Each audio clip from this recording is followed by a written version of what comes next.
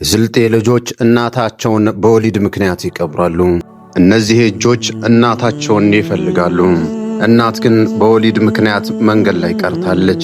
በስልጤ ዞን ከከተማ ቅርብ ሆነን እናቶቻችን እየሞቱብን ነው። አዲስ አበባ በ162 ኪሎ ሜትር ርቀት የምትገኘዋ እንኳን በመኪና በእግር ቅርብ የሆነው የቀረሶ አበሮ ገበሬ ማህበር በጤና ተቋም እጥረት በማስታገሻ የሚድንን ኢንፌክሽን ሳይታከሙት በመቅረቱ ወደ ካንሰር ተቀይሮባቸው ስጋቸው አልቆ ጤና አዳምና ዳማ ከሴ እየወሰዱ በርካታ እናትና አባቶቻችን እያለቁ ይገኛሉ።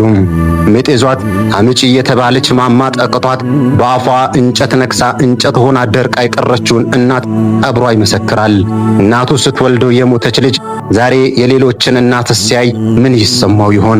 እሱን ለማዳን የሞተችለት ልጅ ውለታዋን በምን ሲከፍለው ይሆን? በሞትና በሕይወት ትንቅንቅ ውስጥ ሆና በአላህ ተአምር የተረፈችው ሌላኛዋ እናት የትላንቱን ረስታ ነገ የታለሽ የማይላትን ልጅ ለማሳደግ ዳግም ከንጉሮ ጋር ትፋለማለች። በረሃብ እየተገረፈች ልጇን አጥግባ ታበላለች።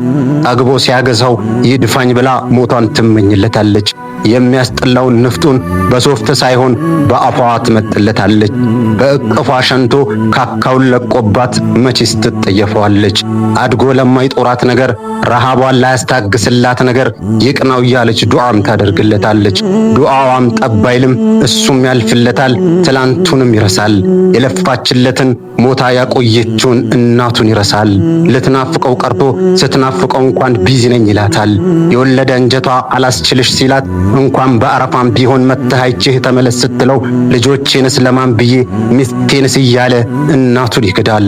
በዚያውም ልክ የታደለም አለ እናቱን ለማዳን አባቱን ለማትረፍ ሺህ ጊዜ ሞቶ ሺህ ጊዜ ቢነሳ የማይሰለቸው የተመረቀም ልበቀናም ሰው አለ።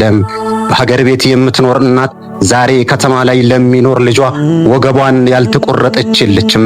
አባት ወገቡ ጎብጦ በከዘራ ተደግፎ የማይሄድ አባት የለም። ዛሬም ለጤና ጣቢያው ወገቤን ህመሜን ሳይሉ ድንጋይ እየፈለጡ ነው። ሽማግሌ በማረፊያ እድሜያቸው ሲሚንቶ ሲሸከሙ እንጨት ሲያቀርቡ ድንጋይ ሲፈልጡ አያሳዝኑምን? ዛሬ ላይ እኛ ሐኪም ቤት እያማረጥን ነው። ከመንግስቱ ሆስፒታል የግል ይሻላል እያልን ከግሉም የእገሌ ሆስፒታል ይሻላል፣ እገሌ ዶክተር ከእገሌ ይሻላል እያልን ከዶክተር እያማረጥን እንታከማለን። ከመድኃኒትም መድኃኒት እናማርጣለን። የሀገር ውስጥ አያድንም የጀርመን ካልሆነም እንላለን።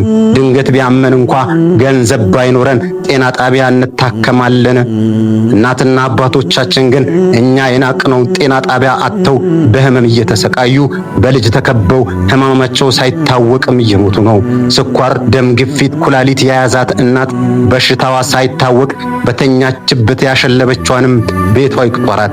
ሕክምና ሳታገኝ ምግብ እየበላች ቡና እየጠጣች በዛው የሞተችውን እናት ስቃይ ማንስ አውቆላት ይሁን?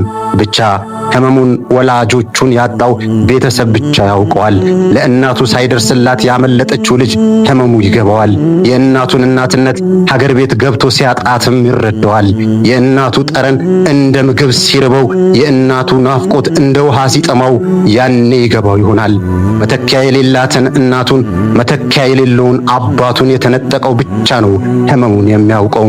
ዛሬ በህይወት እያሉ ለቅሶ ገጥሞን ሀገር ቤት ከገባን እንኳን አንድ ቀን አድሮ ለመውጣት በጣም ይቀፈናል። ምክንያቱስ ምንድነው ብለን አንጠይቅም። ትላንትናችንንም ረስተናል። የወላጆቻችንን ችግር ለአንድ ቀንም አብረናቸው በማደር ስቃያቸውን ማየትስ ለምን ያቅተናል?